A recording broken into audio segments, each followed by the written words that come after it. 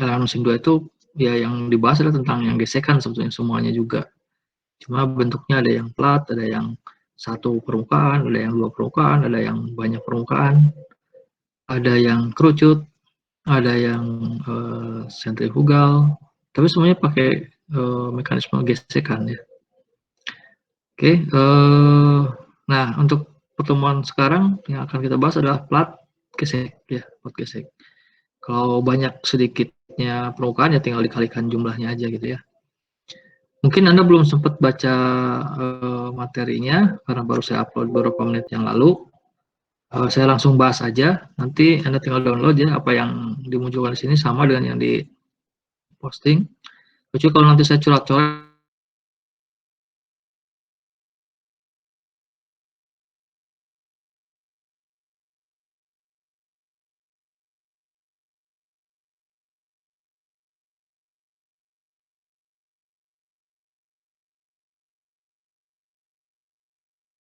saya tidak. Oke, kita mulai aja.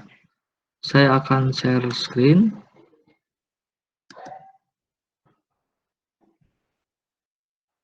Baru 22 ya yang masuk ya, padahal banyak apa yang ngambilnya. Seperti biasa kita akan selalu batasi sampai jam 8.05 sebetulnya. Ya, 5 menit aja toleransinya. Kalau yang telat saya lagi ngajar, saya nggak akan approve untuk bisa join. Tapi kalau kebetulan saya lagi pas ngajarnya lagi ada jeda, ya mungkin di approve juga gitu. Nah ini kayak gini nih, masih bisa digabung. Oke. Apakah layar saya sudah bisa terlihat? Lihat Pak. Sudah Pak. Ya. Suaranya cukup terdengar? Cukup Pak. Cukup Pak. Jelas Pak. Ya. Saya sekarang buka slide-nya. Aduh gimana nih?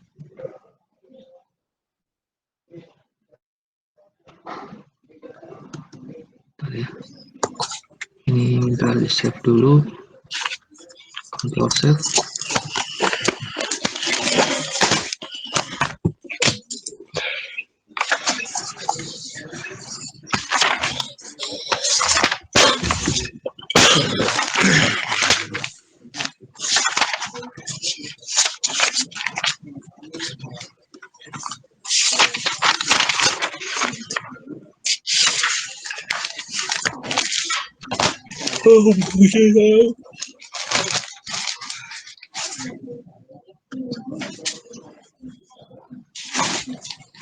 Oke, siap ya. Stephen Daniel, suaranya mic-nya masih nyala. Oke, pasti. Maaf Pak.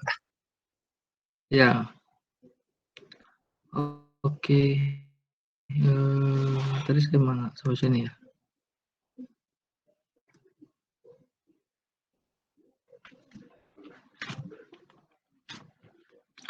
Nah ini ya, saya menyebutnya coping plat gesek. Mungkin dosen lain atau buku sebutnya beda gitu ya.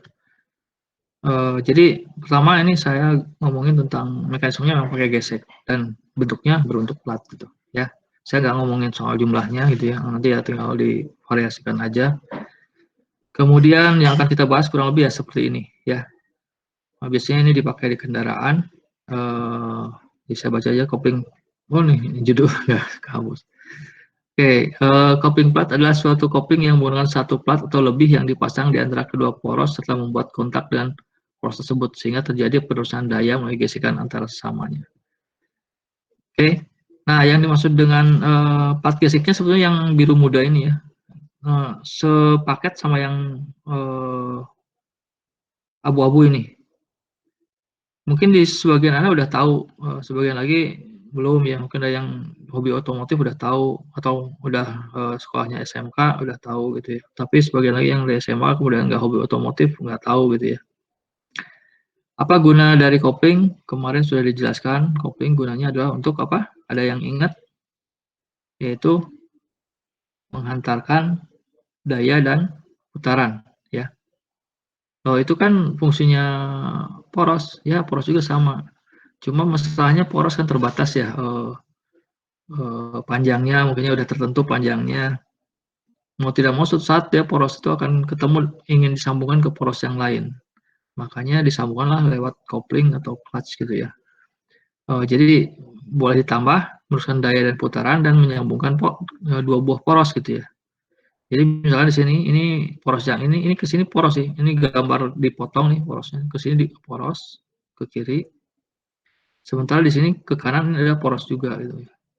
Ini biasanya yang sebelah sini ke engine ya, ke mesin.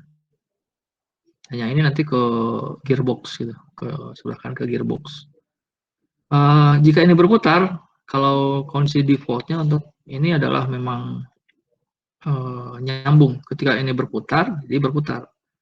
Tapi bukan berarti putaran poros yang kiri ini langsung mutar poros yang kanan lewat ini, bukan ya. Kenapa? Karena di sini ada bantalan sebetulnya. Jadi ini dua bagian yang terpisah. Seandainya tidak ada yang biru ini, tidak ada kopling ini, maka kalau ini berputar, ini tidak berputar karena dia kan dikasih bantalan sengaja dilonggarkan gitu. Maksudnya boleh bergerak relatif, ini berputar, ini nggak berputar yang kanan. Ya. Nah, terus gimana bisa mengakibatkan ini berputar? Ya, dari poros ini dia ke rumah kopling dulu nih, ke yang biru ini. Ini aliran dayanya ya, aliran daya. Jadi porosnya berputar, ini nyambung dengan ini berputar gitu ya. Kemudian dia juga memutar yang biru yang ini gitu ya.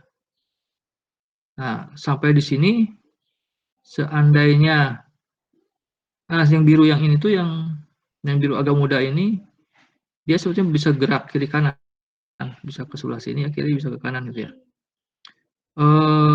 Seandainya dia dia ada di posisi sebelah kiri dan dalam keadaan tekanan yang cukup, maka si yang biru muda ini termasuk yang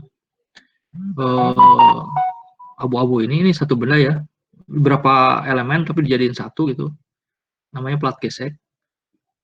Ditekan oleh plat kopling ya, ditekan oleh plat tekan ini, plat kopling, plat tekan, ditekan, kemudian akhirnya mau tidak mau kan dua permukaan ini bergesekan ya, dipaksa si yang biru muda itu bergerak berputar sesuai dengan ini karena lewat gesekan itu ya, gesekan di sini dan sini ada dua gesekannya.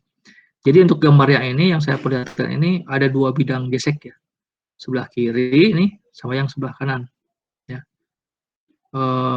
Jadi Anda harus kalau disuruh merancang kopling dan harus lihat ada berapa jumlah plat geseknya. Nanti jangan sampai perhitungannya melupakan itu gitu ya. Oke, kembali ke yang tadi. Nah, sekali lagi kalau yang sebelah kanan ini menekan dan plat yang biru muda ini tertekan, kemudian yang dua biru tua di kiri kanan ini berputar, maka biru muda ini ikut berputar, memutar yang abu-abu. Abu-abu ini memutar si nafnya si plat gesek ya. Padahal di bagian bawah plat gesek ada alur-alur, ini namanya spline. Berpasangan sama spline-nya ini spline dalam, ini ada sama spline luarnya si poros gitu ya. Jadi mirip roda gigi lah, mirip itu. Atau pasak tapi banyak sekelilingnya gitu ya. Jadi tadi mekanismenya porosnya berputar, memutar ini, memutar ini, memutar ini, memutar ini. Kemudian karena di sini ada spline yang memutar poros ini. Alurnya seperti itu. Apakah putaran ini akan memutar yang ini atau yang sini? Enggak. Nah, ini dibikin longgar yang ini ya. Kalau yang ini sih memang bareng sama yang ini ya. Tapi ini bantalan ya. Oke, saya mau pastikan dulu. Ya ini adalah bantalan kayak silinder yang panjang ya. Kadang ada yang bilang jarum juga. Ini bantalan bola. Yang ini radial, yang ini aksial ya. Kenapa dirancang seperti ini? Supaya dia bisa gerak kiri kanan sebetulnya ya. Si biru ini gerak kiri kanan. Nah, kalau si ini ditaruhlah dikait gitu supaya ke sebelah sini gitu ya. Maka karena ini tuasnya ada di sini, maka biru ini akan tertarik ke kanan kan ya, betul ya? Kalau biru ini tertarik ke kanan, maka berarti tidak menekan biru muda ini. Kalau tidak menekan biru muda ini, berarti ini prosesnya tidak berputar, walaupun yang ini berputar gitu. Ya, sampai sini ada pertanyaan nggak? Jadi pada mekanisme yang ini, begitu ini ditarik ke kanan, si plat tekannya lepas gitu. Ya. Apakah selalu konstruksi kopling seperti itu? Coba kita lihat yang ini ya. Yang ini justru tuasnya di sini. Nih, ini tuas di sini, ini tuas di sini. Justru kalau ini ke kanan, berarti ini menekan. Jadi kalau ini ingin si plat tekan lepas dari plat gesek, maka justru harus digesernya ke kiri gitu. Jadi nggak selalu Anda jangan hafalkan bahwa ke kanan berarti lepas plat tekan dari plat gesek gitu. Enggak ya. Lihat konstruksinya dulu. Ini kan tuasnya, ini pin buat dia mengungkitnya itu ya. Jadi kalau ini ke kanan, justru ini menekan gitu. Tapi di kasus yang ini, begitu ini ke kanan, ini poin pengukitnya ya, dia malah akan tertarik ke kanan, maka ini akan lepas gitu. Sudah bisa dibayangkan? Jadi ini dua konstruksi ini berbeda arah melepas koplingnya ya. Nah biasanya didesain kondisi awal atau defaultnya masing-masing kopling ini baik yang kiri maupun yang kanan dia nyambung posisinya. Jadi ini dalam posisi menekan. Supaya dia bisa dilepas, maka dia harus kalau di mobil kan diinjak ya, yang manual dulu ya. Kalau dengan yang otomatis kita nggak mau membayangin diinjaknya gitu ya. Lebih mudah ngebayangin pada transmisi zaman dulu ya, yang manual. Nah gitu artinya. Jadi kalau kondisi defaultnya, kalau giginya bukan gigi normal, nggak diset ke gigi normal, maka kopling itu nyambung sebetulnya. Ya, artinya poros dari mesin akan memutar poros yang menuju ke gearbox. Ya, ini juga sama, ini dari mesin ini ke gearbox. Yang bulat ini adalah pegas. Pegasnya didesain di sini. Gunanya untuk apa? Supaya mengurangi hentakan ya. Jadi kan kalau ini kontak tiba-tiba gitu ya, maka ingin bergesekan, ini kan dipaksa berputar mengikuti putaran ini ya. Nah dengan adanya si pegas di sini, dia akan sedikit mengurangi hentakan itu ya, mengurangi kerusakan ya, ketidaknyamanan dan kemungkinan kerusakan gitu ya. Oke, sayangnya di slide ini saya nggak memperlihatkan fotonya ya. Nanti mungkin lain waktu ada fotonya. Silakan ada yang mau tanyakan dulu untuk slide yang ini. Boleh? Oh ya, tadi ini radial ini untuk apa? Ya ini supaya ini bisa gerak kiri kanan, dan kalaupun ini berputar, yang hitam ini berputar mengikuti yang biru gitu ya. Yang ini nggak usah ikut berputar, yang ini yang biru, yang ini nih yang bentuknya gini nih. Ya. Jadi ini berputar terhadap bola, tapi ini boleh diam gitu. Ini dan ini ke poros agak longgar gitu ya. Kayak gitu ya. Jadi gunanya aksial itu yang bantalan aksial itu ya gunanya untuk dorong kiri kanan gitu. Oh ya, yang harus dipastikan tadi kan saya bilang kondisi defaultnya dia menekan atau nyambung gitu ya. Siapa yang membuat dia nyambung? Di sini ada semacam, ini di konstruksinya berupa pegas ya, konstruksinya berupa pegas. Jadi kondisi awalnya dia nekan memang.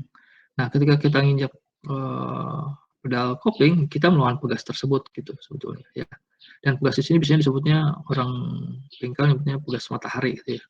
Bentuknya melingkar ya. Sekali lagi saya nggak bawa fotonya, jadi mungkin Anda bisa searching pegas matahari seperti apa, kemudian gambaran foto kopling seperti apa, nanti bisa cari sendiri ya. Mungkin untuk kedepannya saya harus lengkapin ya. Silakan, ada pertanyaan? Nggak ada ya, kalau nggak ada saya teruskan. Macam-macam kopling gesek. Berdasarkan jumlah plat gesek yang dipakai, kopling dibagi atas kopling plat tunggal. Ya ini dipakai di mana gitu ya. Ada kopling plat jamak, jadi platnya banyak gitu ya. Kemudian ya otomatis ya kalau plat tunggal juga ada yang satu permukaan, ada yang dua permukaan. Contohnya yang ini kan platnya tunggal, tapi permukaan geseknya ada dua nih, di sini dan di sebelah sini. Dan mengeliling, ini foto dari samping ya. Jadi ini lingkaran sebetulnya, cuma dilihat dari samping ya. Oke, saya teruskan lagi. Berdasarkan kondisi operasinya, koplingnya ada yang kopling basah ya, ada yang ada semacam oli, tapi olinya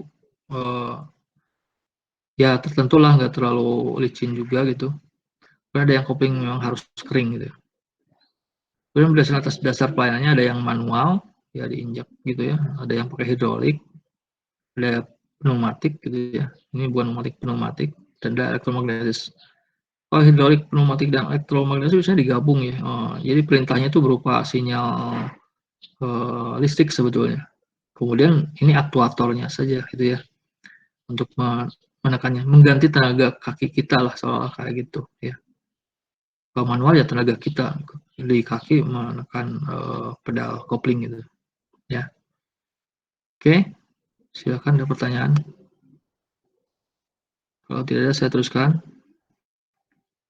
Nah ini dari internet kalau saya. Ini lebih mungkin bisa lebih jelas ya. Ini kondisi ini satu jenis kopling. Kalau tadi kan di gambar ini boleh dibilang dua jenis kopling ini ya, dua jenis kopling. Kalau ini satu jenis kopling, cuma gambarnya beda. Yang satu kondisi menekan, satu enggak. Nah kondisi awal gini nih, jadi didesain supaya dia menekan. Kalau mau melepas, maka si yang merah ini harus geser ke kiri gitu ya. Geser ke kiri karena ini pengungkitnya di sini, maka dia tertarik yang kuning ke kanan gitu ya. Si yang kuningnya itu pressure plate ya, plat tekannya ya. Sehingga jadi ini nama-namanya bisa Anda lihat dari sini ya.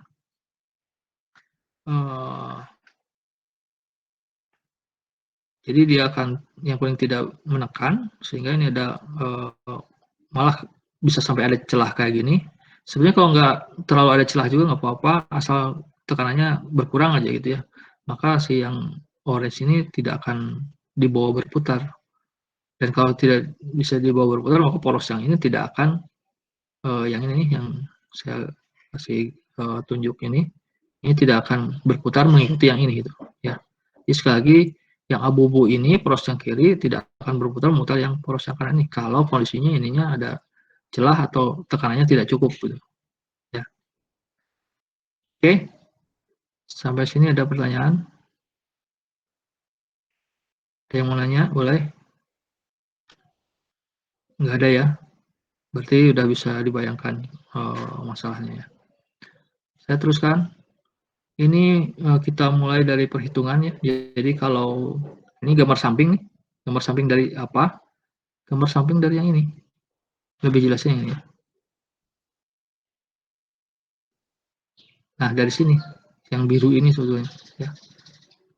Yang biru ini, kalau kita lihat permukaan ini saja, misalnya yang kanan aja misalnya, maka ya berarti satu permukaan yang ini yang kita bahas, misalnya permukaan yang ini aja. Gitu.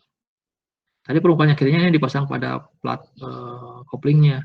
Tapi di sebelahnya ada lagi, ada dua plat gesek kan tadi sebetulnya, tapi satu plat kopling.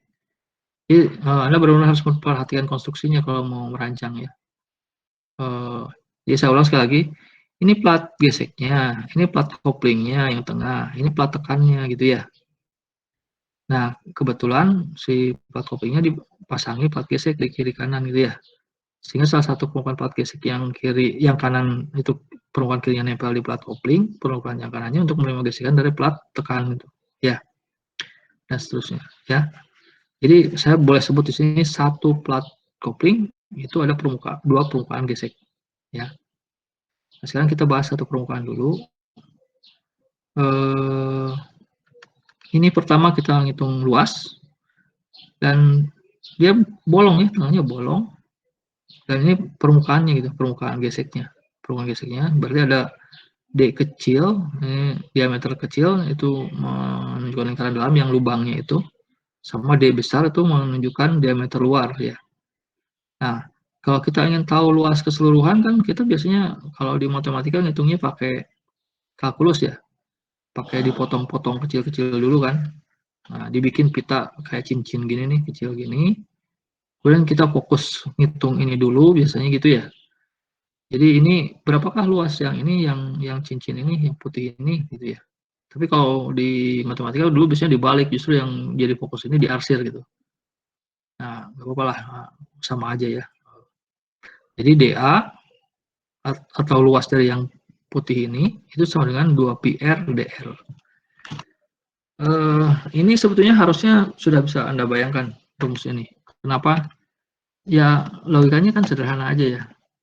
Coba bayangkannya kalau yang ini digunting, misalnya ini taruhlah ini kertas gitu ya, atau pita gitu ya. kemudian digunting, kemudian dibuka kan jadi persegi panjang sebetulnya, jadi persegi panjang. Dan kita kan ngitungnya tinggal ngitung panjang kali lebar aja. Udah jelas ini lebarnya DR, ini DR nih. Ini bukan D kali R ya, tapi DR ya. Maksudnya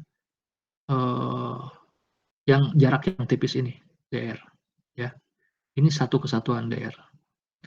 Sementara 2 PR itu adalah, jadi kalau ini ke sini 2 R, kalau dari sini R, maka kelilingnya adalah 2 PR. Kalau keliling dikalikan lebarnya ini, yang kecil ini, jadilah luas si yang putih. Khusus yang putih aja, makanya dia ditulisnya DA. Belum luas semua. Kalaupun kita ingin tahu luas semua, ya tinggal DA ini kita integralkan, misalnya gitu kan ya. Ya, Anda tinggal kembali lagi ke materi SMA atau SMP mungkin ya, hitung luas dari permukaan seperti ini. Ya. Udah, sampai sini ada yang mau tanya? Kalau bingung, tanya sekarang. Nanti ke bawahnya banyak rumusnya. Nanti Anda bingung. Nggak ada? Pak, Cukup, Pak. Oke. jadi dari Ya, ada pertanyaan? Iya Pak, izin bertanya Pak. Ya, silakan. Jadi dari seluruh lingkaran ini yang terkena yang dihitung gaya geseknya yang di putih itu aja Pak? Bukan. Nanti dia tekanannya sama gesekannya itu di semuanya. Tapi kita menurunkannya pertama kita fokus ke DA dulu. Karena kita mau mengintegralkannya nanti. Sekaligus kan hitung DF-nya gitu. Kita nanti sebetulnya yang kita perhatikan seluruh permukaannya sebetulnya. Cuma Baik. untuk kita fokusnya ke sini dulu. Kita fokus ke satu elemen kecil dulu. Nanti kita integralkan untuk mendapatkan pengaruhnya dari diameter kecil, diameter dalam ya, ke diameter luar gitu. Ya. Baik Pak. Jadi ya itu seperti itu, seperti yang saya bilang tadi, kalaupun kita ingin tahu luas keseluruhan, misalnya kita biasanya kalau pakai cara kalkulus itu kita fokus dulu ke yang kecilnya dulu, pitanya dulu. Gitu. Nah sekarang kita lagi fokus dulu ke ini. Memang bisa ini kalau kita integralkan kita bisa langsung tahu luas ini. Tapi yang kita ingin tahu bukan cuma luasnya, nanti ada kita ingin tahu gayanya, torsinya dan seterusnya. Tapi kita butuh data ini dulu, ya. Yang penting Anda tahu rumus DA sama dengan 2PRDR ini adalah artinya DA itu adalah luas elemen kecil ini yang putih ini itu bisa dihitung dengan cara perkalian 2PR yaitu keliling lingkaran yang putih dikalikan lebarnya DR itu ini gitu ya. Bisa ya dipahami ya. Oke, saya teruskan. Nah, Anda ingat juga bahwa ada rumus yang menghubungkan antara tekanan dan gaya ya. Kalau gaya bekerja pada suatu daerah luas, maka timbul namanya tekanan kan ya. Jadi definisi P itu sama dengan F per A ya, secara umum gitu ya. Nah, kalau F-nya mau kita simpan di kiri, berarti kita bisa kelompokannya si P kali A gitu ya, seperti itu ya. Nah, itu secara umum, jadi F sama P kali A. Kenapa ada D-nya? Ya, kita masih fokus ke yang putih ini. Jadi kalau di permukaannya ada tekanan, berlaku di semua titik gitu ya. Termasuk di titik yang putih ini ada tekanan. Kalau saya kalikan dengan DA atau luas desi yang putihnya, maka kita mendapatkan gayanya gitu, gaya yang bekerja pada yang putih ini. Artinya gitu ya. Sampai sini ada pertanyaan? Makanya DF sama PDA. Ini DF itu bekerja di yang putih ini. Ya. Karena DA-nya tadi didefinisikan dengan 2PRDR, maka bisa disubstitusi ini mengganti DA kan ya. Ini tadi DA diganti dengan yang ini, jadilah ini gitu. Oke. Masih bisa diikuti? Masih, Pak. Ya, oke. Saya teruskan ya. Teruskan. Nah, sekarang kita fokus dulu ke, ternyata ada dua kasus ya. Ada namanya uniform wear atau kawasan merata. Ada juga nanti tekanan merata gitu ya. Kita masuk ke uniform wear dulu. Maksudnya apa? Nah, ini biasanya berlaku pada kopling yang sudah lama dipakai ya. Nanti pelukannya nggak akan rata lagi gitu, akan ada beda gitu antara ketebalan yang bagian dalam sama yang bagian luar. Nah, tekanan yang terjadi itu berbeda pada setiap daerah di sini ya, kalau di uniform wear. Dan tekanan maksimumnya itu pada diameter dalam, ya. Ini sebenarnya bisa dibayangkan, tapi kalau Anda mau susah ngebayanginnya, ya terima aja gitu ya. Nah, sekarang kita ngitung gaya. Tadi kan kita udah sampai sini ya rumusnya. DF sama P 2PR DR. Nah, kalau kita ingin tahu F keseluruhan pada kasus keausan seragam, makanya tinggal kita integralkan. Ingat, DF kalau mau jadi F itu sama aja dengan diintegralkan gitu ya. DF diintegralkan kan jadi F. Nah, karena ruas kiri diintegralkan, maka ruas kanan pun harus diintegralkan gitu ya. Nah, kita lihat di sini. Si DF tadi udah jadi F, berarti sudah ada proses integral gitu. Nah, ruas kanannya pun harus diintegralkan. Makanya yang tadinya P 2PR DR jadilah integral P 2PR DR. Paham? Paham ya? Kemudian integralnya dari mana ke mana? Dari D kecil per 2 sampai D besar per 2. Ya, itu bagaimana menentukan D kecil per 2 sampai D besar per 2? Ya, lihat lagi ke gambar ini. Kan luas yang bekerjanya kopling itu dari diameter dalamnya sampai diameter luar ini kan. Atau kita sebut jari-jari dalam ke jari-jari luar gitu ya. Jadi itu sebetulnya batasnya dari jari-jari dalam sampai jari-jari luar gitu. Jadi kita bisa membuat yang putih begini di yang paling dalam sini, kemudian sebelahnya sampai ke yang paling luar gitu ya. Makanya batasnya adalah dari R dalam sampai R luar. R dalam itu kan tidak lain diameter dalam dibagi 2 gitu. Makanya D kecil per 2. Dan ujungnya diameter besar dibagi 2 gitu. Jadi D besar ya per 2 ya. Makanya ditulisnya D kecil per 2 sampai D besar per 2. Sampai sini ada pertanyaan nggak? Nggak ada ya? Oke, saya teruskan. Nah, tadi disebutkan bahwa untuk kasus kausan seragam, ya, kausannya seragam itu bareng laju kausannya, maka tengarahan yang terjadi itu ada di diameter dalam. Dan kemudian tulis PA sama Pmax. Tekanan maksimum di diameter dalam itu disebutnya Pmax. Dan biasanya ini disamakan dengan PA. A ini mungkin singkatannya dari allowable ya. Jadi kita akan nyari bahan yang tekanan yang diizinkannya harus sama dengan tekanan maksimumnya gitu, maksudnya gitu ya. Jadi kalau kita tahu bahwa di kopling yang kita rancang beroperasi dengan maksimum sekian, maka tekanan diizinkan bahan yang dipakai harusnya ya segitu minimal atau paling enggak lebih besar gitu. Tapi kalau mau batasnya ya sama dengan gitu, ya. Jadi saya ulang lagi ya. PA di sini maksudnya tekanan yang diizinkan dari bahan itu harus disamakan dengan tekanan maksimum yang terjadi gitu, ya. Nah, di sini kan belum dikasih indeks ya. Udah langsung kasih indeks saja. P-nya jadi PA gitu ya. Kemudian tadi karena dia bekerja di diameter dalam, maka yang 2R ini, 2R itu kan jadi diameter dalam ya, jadi D gitu ya. P-nya ya digeser sini ya, soal penempatan aja. Jadi P 2PR semuanya konstan kan ya. Jadi pindah keluar ya, keluar integral ya. Sehingga sisa yang di dalam adalah DR saja. Betul nggak? Tuh, Kalau Pak. di dalam DR saja ya berarti integralnya integral DR aja gitu. Batasnya masih tetap yang tadi ya. Ingat, DR kalau diintegralkan jadi apa? Jadi R kan ya. DR diintegralkan jadi R. Nah, R-nya disubstitusi dengan R tadi, yang R dalam dan R luar tadi. R dalamnya adalah D kecil per 2, sehingga di sini ditulisnya, ini kurang ini kan biasanya gitu ya. Jadi kalau ini ada semacam lompatan, tapi saya harap semuanya udah pernah mendapat materi integral ya, udah tahu. Ada yang bingung nggak dari sini ke sini? Kalau nggak ada yang bingung, saya mau ya sesuai ini aja gitu. Tapi kalau ada yang bingung ya mungkin saya perlu sedikit jabarkan dari sini ke sini. Ada yang mau tanya nggak?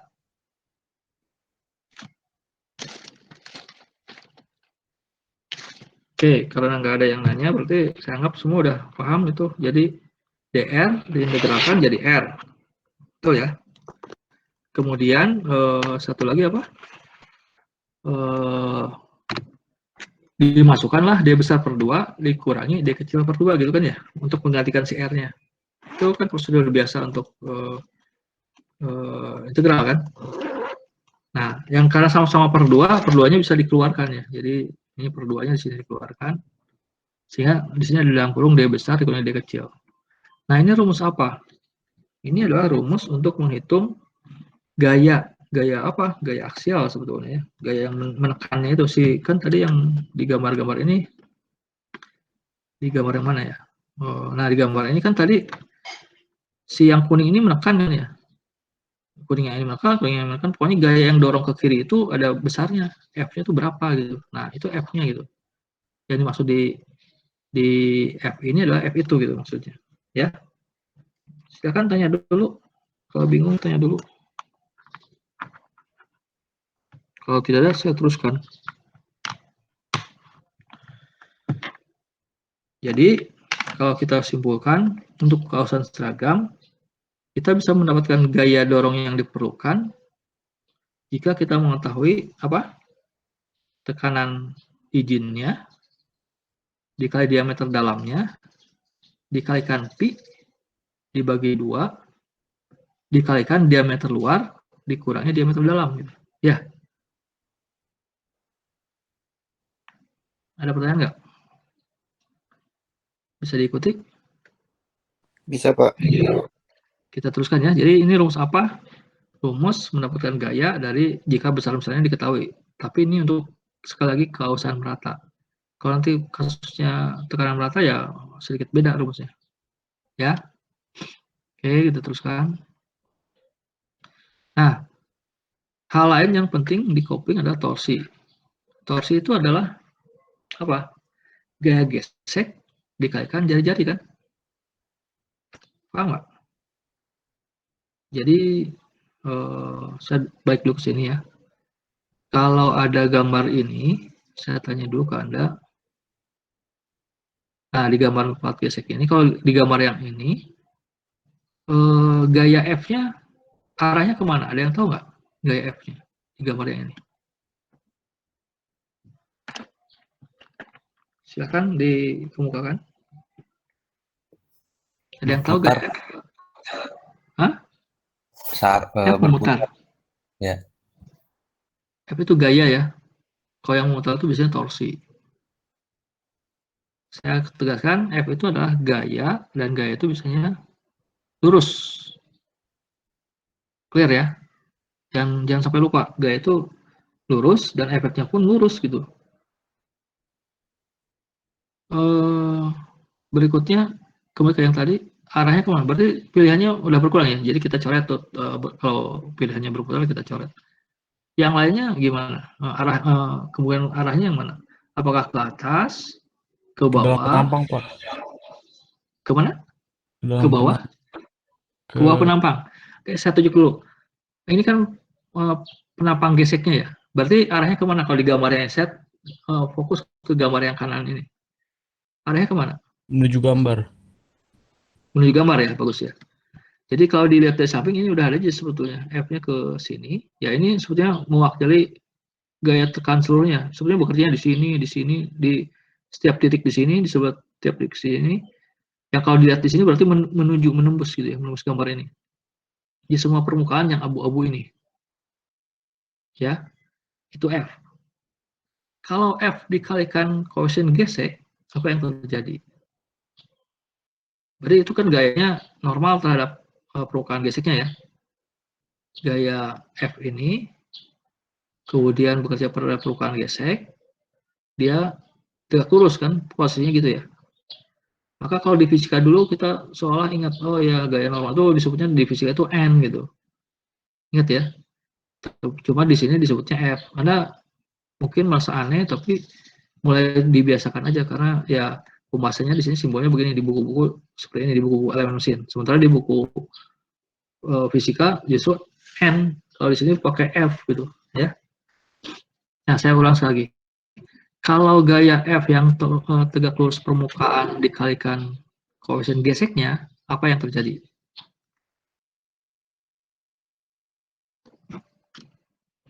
Saya dapat apa? Kayak gesek. Gaya gesek, bagus ya. Gaya gesek. Gaya gesek arahnya kemana? Misalkan saya tunjuk titik ini. Gaya gesek arahnya kemana?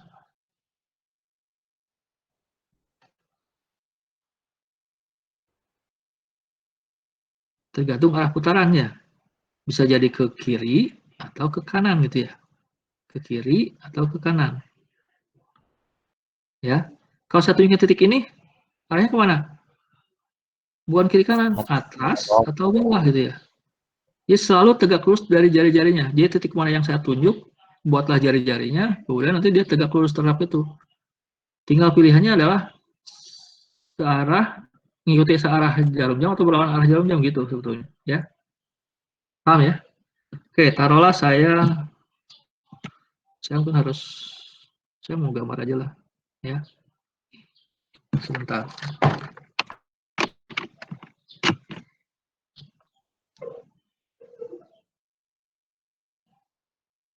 Oke.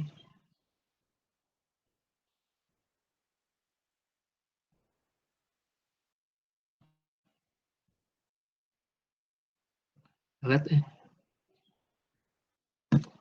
bentar ya, lihat. Oke, ngapain aja lah.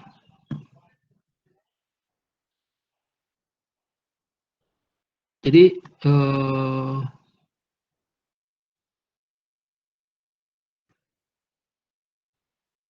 F ini sebetulnya bekerjanya bukan cuma satu di sini, dia bekerjanya di seluruhnya, cuma ini mewakili aja. Jadi sebetulnya bekerjanya di sini gitu ya. Yes. Kok saya nggak bisa gambar sini ya? Yes. Ctrl Z. Harusnya lurus ya. Taruhlah ini lurus gitu ya. Ini di sini, di semua permukaan ya. Nah, ini harusnya lurus. Yes. Masuk juga di sebelah sini. Ini sekali lagi apa? F. Nah, kalau dikalikan mu, ini kalau dilihat dari sini tembus ke permukaan gambar. Nah, kalau dikalikan mu, saya dapatnya justru yang arahnya misalkan di sini, di titik ini.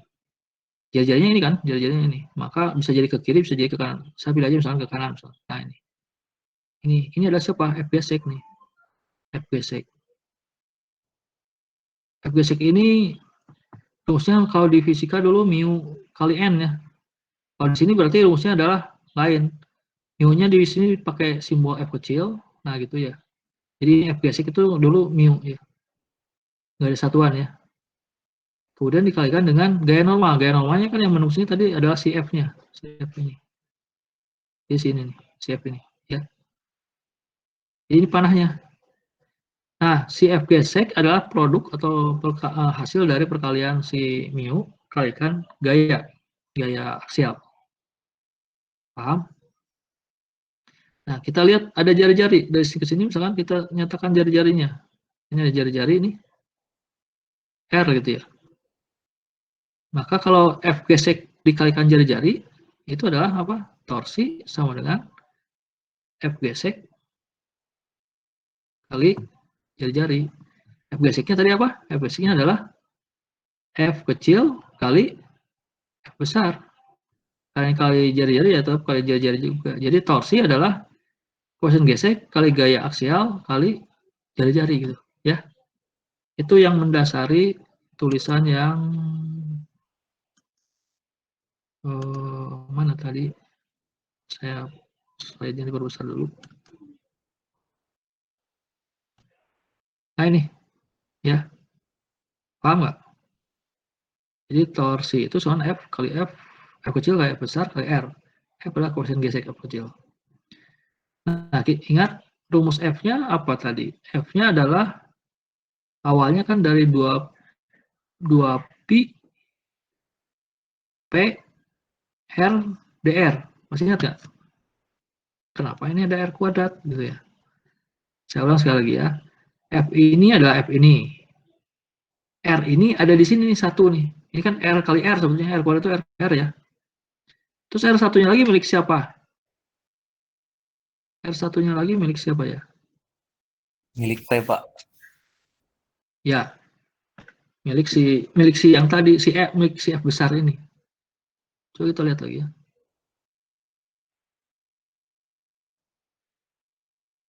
Ini P2PR dr ya. P2PR dr. Itu kan tadi sekali lagi saya ulang ya. DF itu adalah P2PR dr. Gitu ya. Kalau diintegralkan df-nya kan jadi F gitu ya. Oke.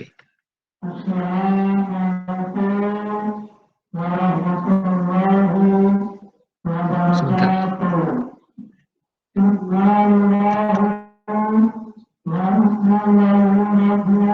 Sebentar ya, ada pengumuman dulu.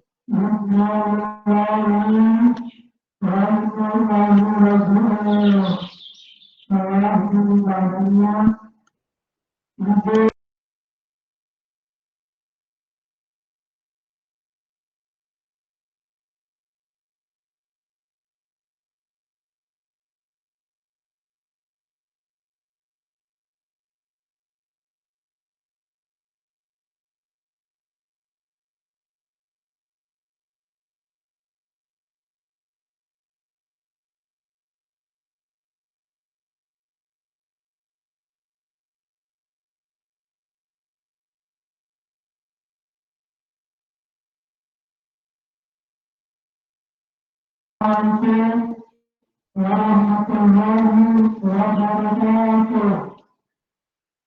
ya, kita teruskan lagi ya. Maaf, barusan ada pengumuman dulu.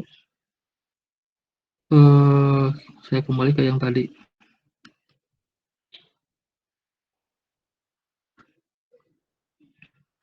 Perbesar lagi ya.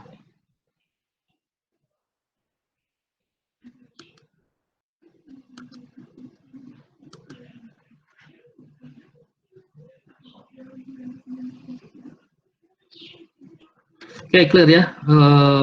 Jadi persoalan terakhir adalah ini. Jadi kenapa J kuadrat ya? Tadi karena ada 2R, R satunya dari sini, satunya lagi dari F tadi kan ya. Kemudian kalau kita integralkan, gitu ya, ini yang konstan-konstan dikeluarin nih. P-nya kan tadi jadi PA gitu ya. F-nya koefisien gesek antara dua permukaan itu berarti dia tetap ya keluar gitu ya. Sehingga akhirnya diperoleh seperti ini.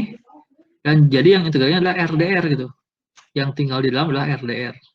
Ya. Kenapa R yang satu nggak ada asalnya R kuadrat, kan yang satu jadi D ya. Ya kan 2D itu kan R ya. Sorry, 2R itu adalah D ya. Oke, kita kembali ke sini, berarti integralnya cuma ini sebetulnya. Yang lainnya adalah konstantanya gitu ya. Nah, ini kalau diintegralkan R jadi apa? R kalau diintegralkan jadi R kuadrat kan ya. Betul nggak? Ada yang tahu? Ya? Ada pertanyaan nggak?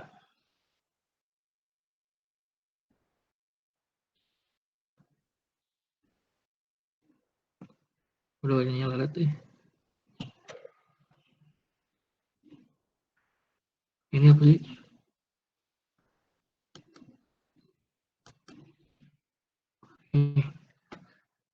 Tadi kita nyampe sini.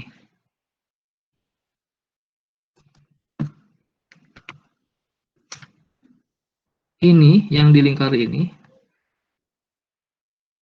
kalau diintegralkan jadi apa?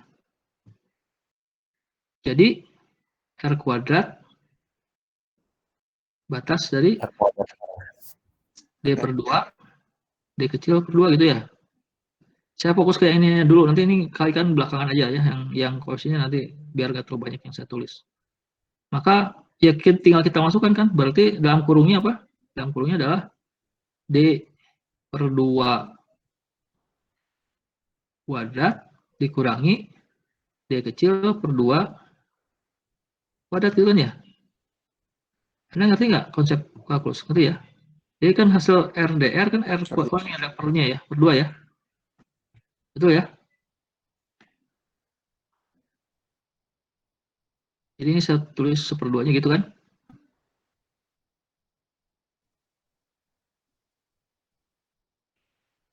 Karena ini R-nya pangkat 1, dikuadratkan jadi R kuadrat 1 per 2 gitu kan. Nah, nah setelah itu ngapain? Ya kita pangkatkan ya. Iya pangkatkan. Dibuka kurung yang dalam ini dibuka jadi apa? D pangkat 2 per 4 gitu kan ya. Min D kuadrat per 4 gitu kan. Kurung tutup gitu ya. Sampai sini ada pertanyaan nggak? Buka kurung yang dalam dulu nih. Jadi ini gitu ya. Kemudian setengah ini masuk. Jadi apa?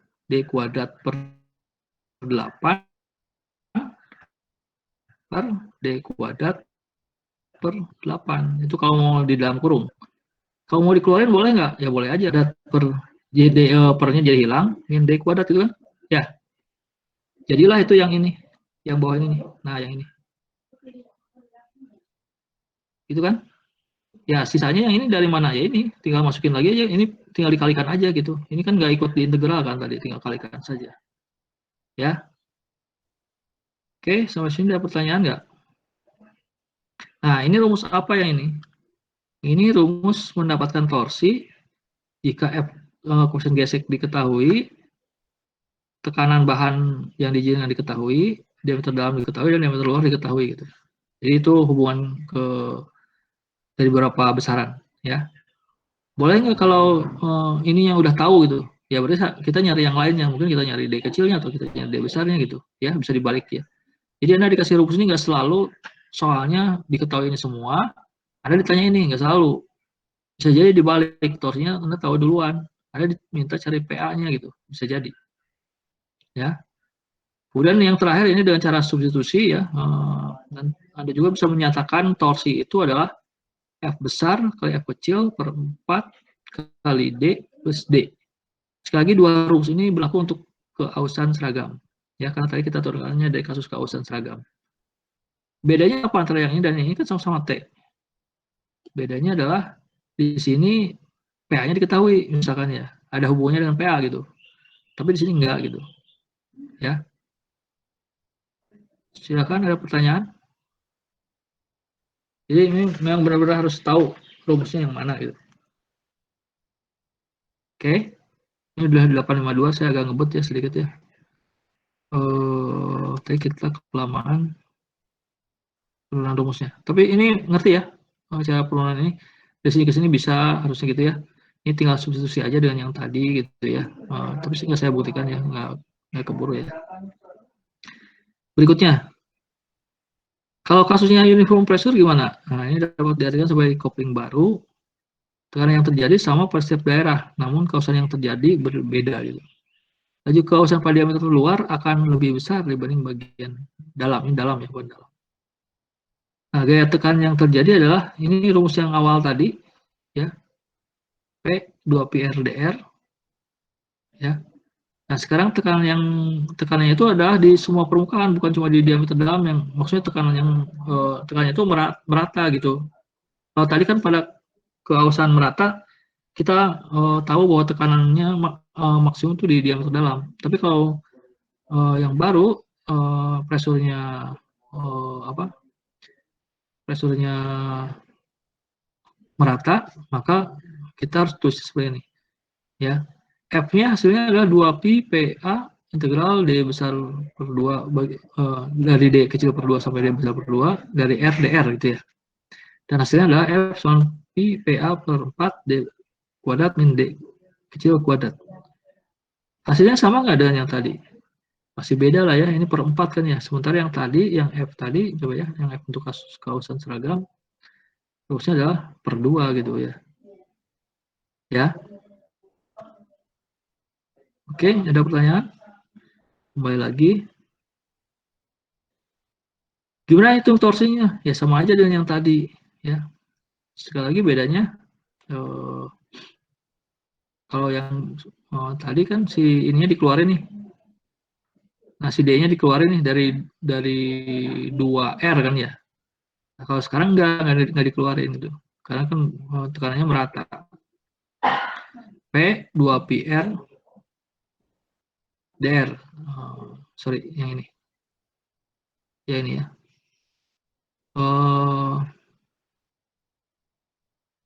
Sehingga integral di dalam integralnya yang masih areanya yang dua-duanya bisa keluar yang R kuadratnya gitu ya. Kalau tadi kan yang satu bisa keluar, yang satu enggak gitu ya. Dan ini kalau diintegralkan jadi R-nya R pangkat 3 gitu ya. Kemudian nanti ada 1/3 gitu ya. Nah, ini kalau dimasukkan D besar per 2, D kecil per 2-nya dikuadratkan, kemudian dilibatkan dengan koefisiennya, hasilnya adalah T sama 2πf P per 24. D. Ini saya bisa tunjukkan lagi kayak tadi ya, tapi saya pikir Anda coba aja di rumah ya, atau di setelah ini Anda coba sendiri. Prosedurnya sama, yang penting Anda tahu cara menggunakan integral. Ya. Oke, ini sekali lagi beda juga dengan yang tadi T-nya. Kemudian T-nya juga bisa dinyatakan dengan F kali V per 3 D pangkat 3 min D kecil pangkat 3 ya. Per D besar, pangkat 2 min D kecil pangkat 2. Ya. Oke. Kapan ini dipakai? kalau kita lagi bahas tekanan seragam, ya, yang ya. Oke, kita teruskan lagi. Oh, ini hitung persamaan non dimensional, tapi mungkin saya nggak akan terlalu mendalami ini. Kita teruskan aja ya ini ya. Agak lama ini, kita harus fokus ke perhitungannya. Sama ini juga, saya lompati aja. Nah, ini material, biasanya yang banyak dipakai itu yang asbestos gitu ya.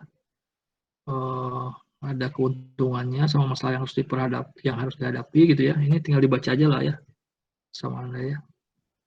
Kemudian ini angka-angkanya. Jadi kita misalkan cast iron gitu ya. Dynamic friction coefficient-nya itu antara 35 berapa nih? 15 sampai 25 ya. Kemudian pressure-nya antara 100 sampai 250 gitu ya. Kalau dalam PSI, kalau dalam KPA itu adalah 690 sampai 1225 ya. Kalau PSI itu Anda tahu ya, pound per square inch ya. Kalau KPA apa? KPA kilopascal ya. Ya, kita tinggal cari di ini aja, kita pakai bahan apa, itu adalah koefisien geseknya gitu ya. Si F kecilnya itu ya. Ini juga ada tabel yang lain ya, yang menyatakan kalau bahannya ini, nilai koefisiennya adalah yang ini. Tinggal dilihat aja lah. Pokoknya Anda tinggal cek di tabelnya ya. Oke. Kemudian ini contoh. Diketahui kopling gesek dan 6 buah bidang gesek. Diameter luar 6,5 inch dan diameter dalam 4 inch. Jika tekanan yang diperbolehkan adalah 120 psi dan koefisien gesekan untuk bahan yang digunakan adalah 0,24, berapa A gaya dan torsi kopling untuk kausan merata? Ya tinggal pakai rumus aja ya, masukin. Jika diameter dalam dirubah atau di bawah, berapa torsi yang terjadi? Ini ngecek diameter dalamnya diganti-ganti gitu berapa, nanti torsinya bakal berapa aja gitu. Kemudian minta di plot gitu, cuma gitu aja sih ya. Oke, soal masukin ke rumus Anda bisa lakukan sendiri, tapi saya mau pastikan dulu Anda angka-angka ini kira-kira simbolnya apa gitu ya.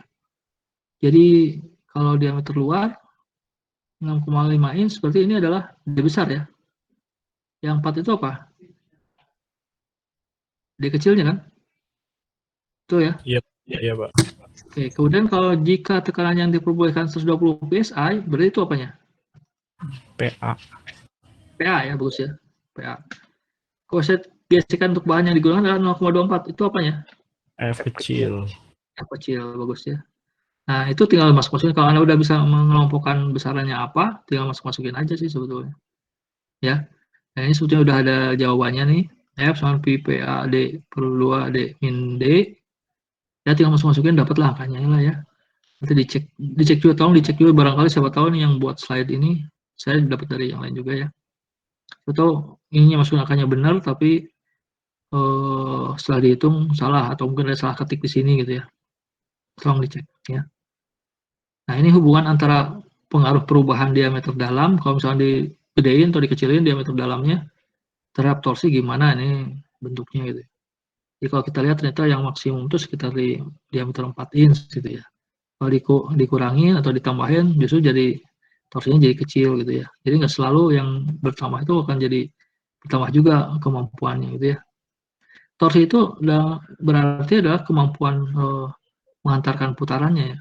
Kalau torsinya kecil ya berarti dia mampu menghantarkannya kecil. Kalau torsi yang terjadinya besar ya dia bakal slip aja gitu ya. Oke. Ada pertanyaan? Nah, supaya Anda bisa latihan, ini ngitung lagi kayak tadi, tapi ini pakai pakai tekanan seragam yang ini adalah yang tekanan seragam. Jadi ngebandingin yang ini sama yang ini ya. Anda bisa lakukan juga itulah, bisa ngitung sendiri lah ya. Oke, saya cuma ngasih ini aja lah untuk memastikan bahwa Anda bisa menerapkan rumus-rumus yang sudah diberikan. Tolong hitung ini, dan seperti yang minggu kemarin, dikumpulkannya besok jam 12 ya. Jangan sampai telat. Walaupun saya bilang besok jam 12, jangan berarti Anda kirimnya 11:30 jangan ya, kalau bisa nanti malam juga udah dikirim gitu ya.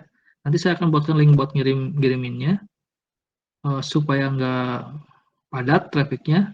Carilah waktu buat Anda kirim gitu, jangan sampai ada satu mahasiswa kemarin, 1-2 mahasiswa lah yang bilang nggak bisa kirim karena error katanya, ya mungkin karena kebanyakan yang akses ya. Nah, dari data-data ini Anda diminta menghitung satu pakai cara kausan seragam, yang B tekanan seragam. Nah, tulis rinci ya, diketahui apa, rumusnya apa gitu ya, dapatnya berapa gitu ya. Oke, kalau paham nanti tinggal dikerjakan aja. Kalau nggak paham silahkan tanyakan, atau mungkin lewat WA juga boleh ditanyakan ya. Saya kira itu yang disampaikan. Ada yang bertanyakan dulu nggak? Untuk sini?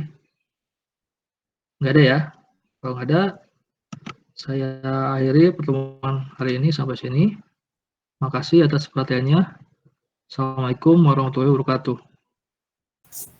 Waalaikumsalam warahmatullahi wabarakatuh.